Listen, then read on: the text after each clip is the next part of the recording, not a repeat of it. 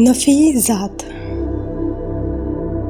بیج کا ختم ہونا ایک درخت کو وجود دیتا ہے۔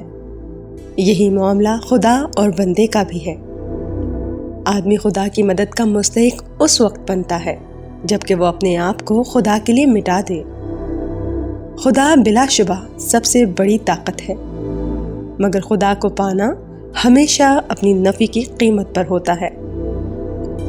آدمی اپنی نفی نہیں کر پاتا، اس لیے وہ خدا کو پانے والا بھی نہیں بنتا۔ خدا ہر چیز کا بدل ہے۔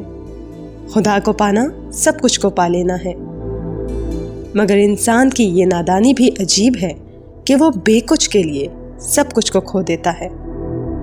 وہ اپنے آپ کو بچانے کی کوشش میں خدا سے محروم ہو جاتا ہے۔ خدا کو پانے کے لیے اپنے آپ کو کھونا پڑتا ہے۔ یہی ایک لفظ میں خدا کو پانے کا راز ہے۔ جو شخص اپنے آپ کو بھی پانا چاہے اور خدا کو بھی، وہ صرف اپنے آپ کو پائے گا۔ وہ آدمی کبھی خدا کو پانے والا نہیں بن سکتا۔